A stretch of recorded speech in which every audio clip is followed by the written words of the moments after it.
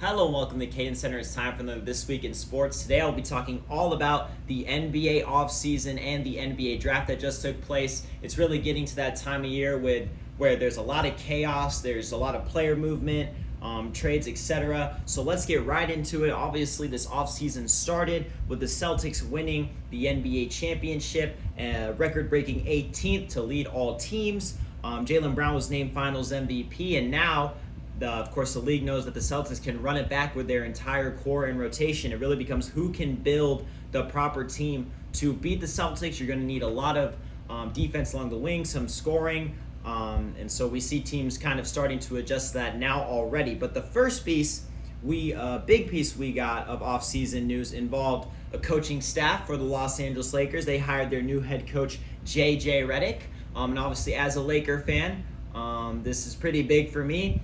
I was hoping that they would maybe try to hire someone with a little bit more experience, like James Borrego or Kenny Atkinson. Instead, they go with Redick, LeBron's podcast partner. We know that dynamic's a little weird. Obviously, JJ, high IQ guy, has been around the NBA for a long time, but I really do think coaching, and especially coaching Lakers, is a whole different game, and I am concerned how he may adjust as the year goes on. I think it's high risk, high reward. He could become a Pat Riley-like guy that goes from, sports media and the booth into being an elite coach, or it could be like Luke Walton and things just flop. But the Lakers obviously feeling the time with LeBron James to win is coming to a close. He's an unrestricted free agent, should re-sign though, but they probably only have 2 or 3 years left, so they hire his podcast partner to try to get things right. So with that out of the way, we start getting into the abundance of trades. It started with Alex Caruso going to the Thunder for Josh Giddey. Giddey will be headed to the Chicago Bulls, and look, swapping Caruso for Giddey is great for the Thunder. Giddey was basically unplayable in the playoffs because of his lack of shooting and his lack of defense. He was played off the floor. He was even benched towards the end of their series versus the Dallas Mavericks. When you look at Caruso, he's a perfect guy for the playoffs. He's an elite defender, top 10 easily in the league. He'll be able to start alongside Lou Dort, you'd have to imagine. Of course, they have Shai Gilgeous-Alexander, Williams, Chet, all those guys. It also allows them to keep Cason Wallace coming off the bench and Isaiah Joe. So if they need shooting instead of Caruso's defense, they can do that. And now really all they need is probably maybe a secondary backup point guard or ball handler at least to relieve some pressure off SGA. I know Jalen Williams is capable of scoring and playmaking, but you really would prefer to have a guy at the guard position as well, so it's not SGA bringing up as much. Caruso maybe can be a second playmaker, but not as well as you'd like to see on a championship team. Looking at it for the Chicago Bulls, they're probably finally blowing it up.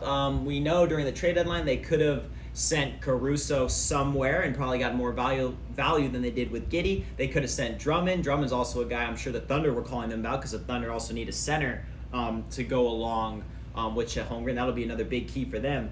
But for the Bulls, finally blowing it up. We'll see if they trade Nikola Vucevic, even though they just extended him. Levine's been in trade rumors for a while. DeRozan could go somewhere. But hopefully they finally blow it up because it's been these couple years of mediocrity. I know the fan base is not happy. Without Michael Jordan, this franchise would really just not be much of anything. Hopefully we'll see them tanking because we know this next draft class is pretty dang good, even though, this year's class kind of refrained teams from tanking and the Bulls are kind of in that area.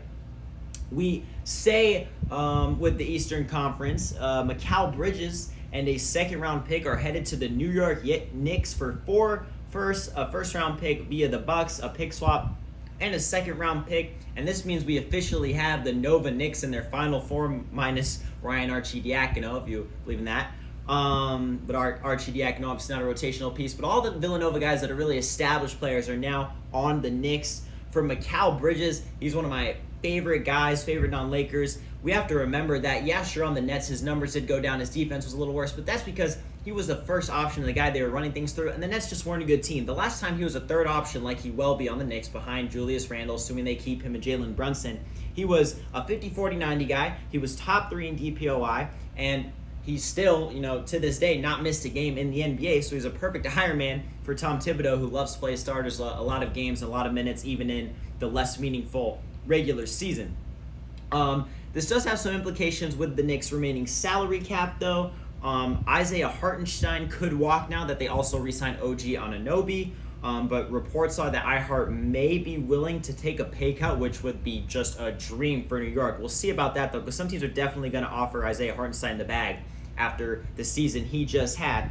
But you could project the Knicks to have a lineup of Jalen Brunson, Mikal Bridges, OG, Randall, and Mitchell Robinson if we assume they can't get iHeart back. And then the bench unit would consist of Deuce McBride. They do like to keep him. I'll get into the draft picks that maybe affect the future of McBride later.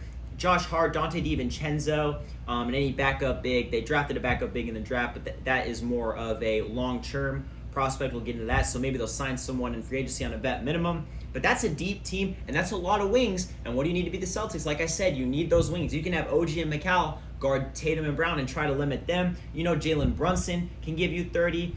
Julius Randle, when he's efficient, not shot chucking, can be good. Mitchell Robinson's a great defender. So I really like the Knicks. I liked them this year before they got hurt, and I think they're the second best team in the Eastern Conference now over the Bucks, Sixers, etc. because so much talent and so much depth on this team. Looking at it for the Nets, though, it wasn't the only trade they made as they fully kind of tear it up here. They traded a 2025 Suns pick swap and a 2027 Suns first rounder and a swap in 2029 to the Rockets for their own 2025 pick back that they gave away in the James Harden trade and a 2026 first round pick. So they get the pick back that they gave away for Harden, which is good because they're able to now gain control of their own tank. Now, if they're the worst team in the league, they'll actually get the pick. They didn't get their pick this year, but in the future, they will be able to get some kind of draft compensation for what you imagine will be a bottom 3 to 5 record in the NBA. So it's a good thing for them. The Nets, the last 5 years, they went from mediocre, then the D'Angelo Russell random playoff year, and then that allowed them to get Kyrie, KD, eventually James Harden. Then, of course, we know that didn't work out. They had to trade all of them. They didn't really get as much value back as they gave up, but now they do get those picks back. So that's good to see for them. Now, you may be wondering why the Rockets decided to do this and why they're interested in a 2025 Suns pick swap and a 2027 Suns first rounder, which the Nets had because of the KD trade. Just a long line of KD trades throughout the league and all these picks. Well, that's because the reports are that they want ammunition to try to build a trade package for Kevin Durant or Devin Booker if they become available later in the season near the trade deadline with the Suns. The Suns for now have established they want to run it back, but the Rockets can say, hey, we have these picks that you gave up for these stars, so if you want to blow it up and you want to try to make things right, here are the picks. So that would be really interesting to see KD or Booker alongside Jalen Green, Şengün, etc. I think the likelihood of it happening is low, but it's no reason for the Rockets to not make these trades, get these picks just in case something does happen. We know KD pretty much every other season in January is like, nah, I want to get traded. So we move on to one final deal now before the draft began. It was the Wizards trading Deni Avdija to the Blazers for Malcolm Brogdon, the 14th pick in the draft, which I'll talk about later, and a 2029 pick. So I like this for Deni Avdija because he gets to get away from Washington where the player development isn't the best. The Blazers' future is looking really good now. We know they have Scoot, who is disappointed his rookie year, but I still believe has some potential. Anthony Simon, Shaedon Sharpe, and of course Donovan Clingan, who they drafted. Get into that more. So yeah, I like it for them. Brogdon going to the Wizards. He just had a really odd career now. He's just getting flipped around. He's a salary filler for a lot of these things. I think he can still contribute on a winning team, but we'll see. Injuries are a big concern for him. They have since his rookie year. That's why he's never been fully invested in. So yeah, so we had all these trades, and now we're getting into the NBA draft. 58 picks this year across 2 days. They changed the format, and only 58 picks because 2 were forfeited by the 76ers and Suns for violating tampering rights. So I'm going to get into, not all of them, but some notable ones, some nice fits I like, what could change a team the most, etc. So we'll start. The number 1 pick was Zachary Risacher out of France. He goes to the Hawks. He may not be the best player in this draft, but he may be the best fit for the Hawks if they do decide to keep trading DeJounte Murray. He's a 3-and-D wing, or he can develop into an elite one, all defensive maybe type guy. This draft class, you might as well go for fit over talent if you're a team like the Hawks and the class isn't that great. Moving on to pick number 2 was the guy who I thought was the best overall player in the draft, Alex Sarr. He actually didn't work out with the Hawks because he felt it'd be better for him to go to the Wizards, have more time to develop rather than having to, wait to get looks behind trade, DeJounte, etc. He automatically becomes their franchise player, I think. We'll see what they do with trading Kyle Kuzma. They still have Jordan Poole. Wizards are in an odd place. They're not going to contend for a while, so Sarr has plenty of time to develop. Moving on to the third pick, we had Reed Shepherd. He'll be a nice Fred VanVleet replacement. Good scorer, good shooter, play makes. I think he'll start on the bench unit as a 6th or 7th man, but like I said, when Fred VanVleet ages out of his contract, that huge contract, he'll be able to step right in and join the young core. The first pick I wasn't a big fan of was number 4, Stephon Castle to the Spurs. Look, Stephon Castle has all the tools. He's 6'6" at the point guard, can probably play the 2, of course at UConn with that winning pedigree. But the lack of shooting does concern me, especially playing next to a guy like Victor Wembanyama. He's not the greatest setup man for Wembanyama. I thought they'd go Rob Dillingham here or try to get a wing. So I'm not a big fan of it, but there is some potential with Castle. We'll have to see whether it can be tapped into by Greg Popovich and company. Moving to number 5, we had Ron Holland to the Pistons. Some people don't like this because Ron Holland isn't the greatest shooter and the Pistons spacing is already bad. But I think Ron Holland's shooting numbers were bad because the G League Ignite team was pretty poor and it was tough to get open shots. The Ignite team literally shut down because of how much of a mess it was. I think he'll be a great wing along with Cade and Jaden Ivey if he gets minutes long term. So I'm just glad to see the Pistons not draft another guard in draft for a fit. Moving down a couple picks to number 7, Donovan Clingan to the Blazers. I thought they wouldn't do it because they already have DeAndre Ayton, but we're probably going to see Ayton move now that Clingan's in. Long-term defensive big. I think him and the guards in Portland that I mentioned could really cook something up, and he's never going to be that great of an offense player, but he can screen, rebound, probably an all-NBA defender if he reaches his potential. So it's an interesting move. We had our first trade up at number 8. It was the Minnesota Timberwolves. They decided to go with Rob Dillingham, who, if the Spurs would have just took and not traded, I would have been happy with. But here we are. So this is another explosive player next to Anthony Edwards, Karl Anthony Towns, etc. I am a little bit concerned whether his growth may be stunted because he does have to give up shots and the Wolves are already competing. There's no time for him to really mess around and figure things out. He's small, he's 6'1", could be exploited in the playoffs on defense. We'll have to see. But the Wolves only gave up a 2030 and 2031 first-round pick for him. That kid is probably in like 12th grade right now. So for now, I think it's a good trade. Wolves trying to win now, and if that 2031 first-round pick ends up becoming the next LeBron James or something, then we can revisit it. The biggest college star this year, Zach Edey, went number 9 to the Grizzlies. Not a fit I really thought much of until I started thinking about it after they drafted him. Jaren Jackson Jr. does need a physical 5 next to him. That's what Edey is. Even if Edey doesn't become a great post scorer, and that just translates to the league, if he can rebound and just be strong, which we know he probably can, he can be nice because Jaren Jackson Jr. is not a long-term 5. Moving to number 12 as we reach closer to the end of the lottery, Nikola Topic to Oklahoma City. Tore his ACL, was probably a top 5 to 7 pick before that. He'll be a nice long-term get, and he's that point guard I'm talking about, the secondary ball handler in the future that they can have. He's great in the pick and roll. Way better version of Josh Giddey, I think, if he can develop and if he can indeed recover. So nice pick by OKC. Devin Carter, number 13 to Sacramento. He's very Derek White-like, 8 rebounds a game at Providence last season despite being 6'2", but he is pretty lengthy. It'll be interesting to see how the guard competition goes in Sacramento. They did deal Davion Mitchell right after this pick, so it'll be him, Keon Ellis-Fox. They'll have to split the minutes between those 3 guys. Outside the lottery now, number 16, Jared McCain to Philadelphia, the TikTok star. He's pretty dang good as a basketball player too. Instant impact 3-and-D guy for Philly who are looking to contend. He's a perfect fit. I had him projected to go to Philly, so wasn't a surprise here. The steal of the draft made happen at number 17 with no bias here to the Lakers. Dalton Connect, who was consensus top 10, not for the Lakers, for the league. I had him going number 6, number 8 at the latest. Elite shot maker. He was the Kevin Durant of college basketball last year. Great floor spacer. The defense isn't great, but he has the tools to be not a liability. Like, he won't be an above average, great 3-and-D guy, but he should be good enough to not get played off the court. I know he's older, and that's probably why he fell, but he has time to develop. He has time, but he also has so much room for improvement despite being how good he already is. But yeah, he could definitely go down as a steal of the draft here. Moving down some picks to the team the Lakers lost to in the playoff this year. The Nuggets traded up to 22 to get Day'Ron Holmes. Perfect Aaron Gordon type mold player. He can play the 4 and the backup 5. He can shoot the 3 at a low volume, which Aaron Gordon can't do. He's going to fit right in and make an impact this year. And we know the Nuggets need some depth because that bench was brutal this year and a big reason why they lost. The Wolves, once again, get an explosive player in Terrence Shannon Jr. This guy's like a freight train in transition. He can shoot the 3 ball occasionally. Good shot creator. Again, same thing as Dillingham. Will he be able to get enough shots to develop with Minnesota? We'll have to see. Former USC guard, fight on as a Collier of the Jazz at 29. I think he should have went way earlier. This guy could be Baron Davis-like, have a couple all-star years, contribute off the bench at the worst. He has to compete now with Keontae George, Colin Sexton if he doesn't get traded. The Jazz have a lot of young guards. I'm not really sure what they're trying to cook up with that. And at 30 to round out the first round, the rich get richer. Celtics get Baylor Shireman, who's basically Sam Hauser. Sam Hauser's left-handed and a good rebounder. Really underrated player. I loved a lot of Creighton guys in this draft, and Shireman is one of them. So that wrapped up round 1 and day 1.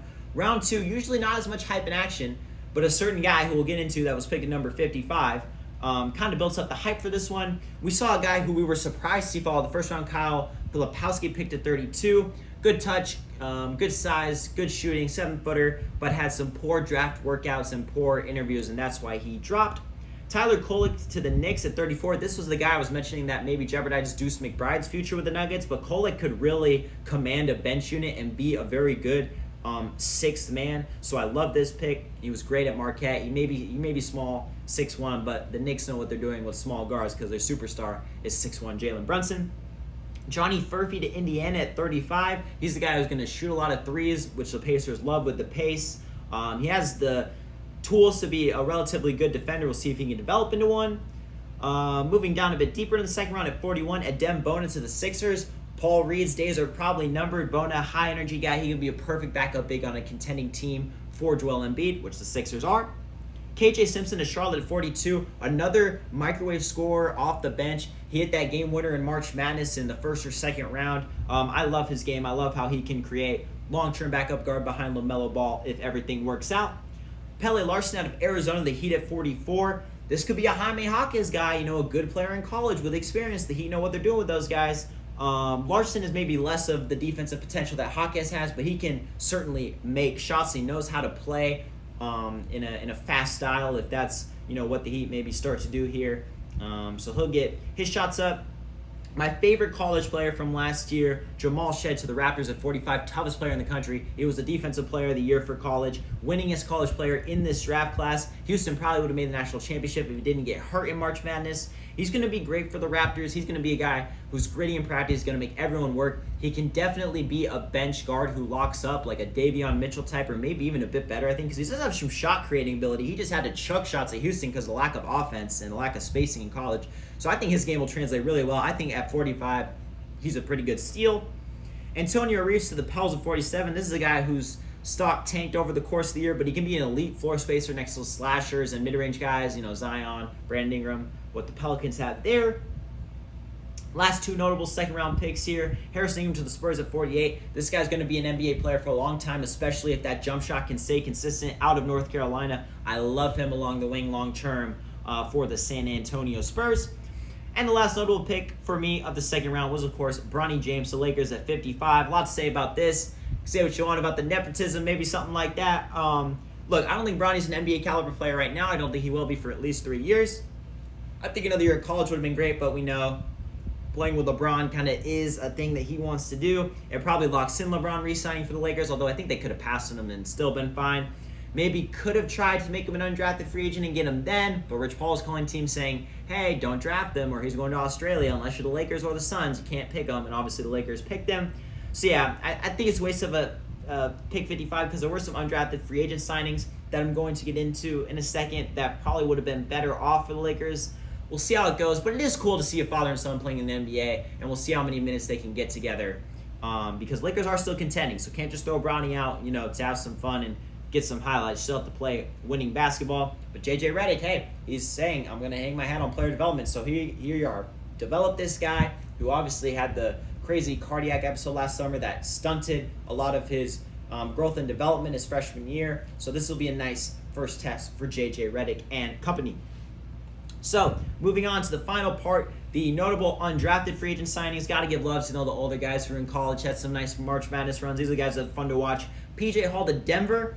No surprise that Denver picks a big man who can post up, pass. He's really undersized for a big at 6'8". We'll see how he fits in. It's just a two-way deal, though. He has time. Another two-way deal, N'Faly Dante to the Rockets. High motor guy out of Oregon. He could be a backup big. I know they do have Steven Adams under contract, though, and Sengun, so we'll see. He'll probably have to wait a couple years to get his chance. But again, two-way contract, has time.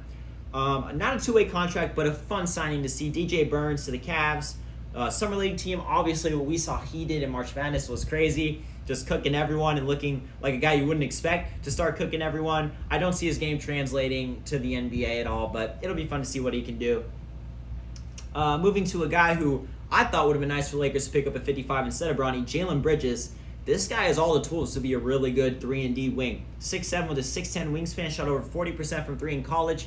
The defense is kind of there. There's spurts of it, but if he can really develop it, which the Suns will be asking for, because we know these Suns want to have a guy that can play defense. They also drafted Ryan Dunn out of Virginia to be a good fit on defense as well along the wings, because they already have Booker, Beal, KD, etc. And then lastly, former Cadence center guest Boogie Ellis was signed to the Sacramento Kings. I'm happy for him. High volume microwave scorer. He could be a guy that can find his niche as a bench guy who can, give you an occasional bucket. But when the shot's falling, that's where the concern is on whether are there other ways he can contribute because of his size. But obviously, I'll be rooting for him and hope he can do well.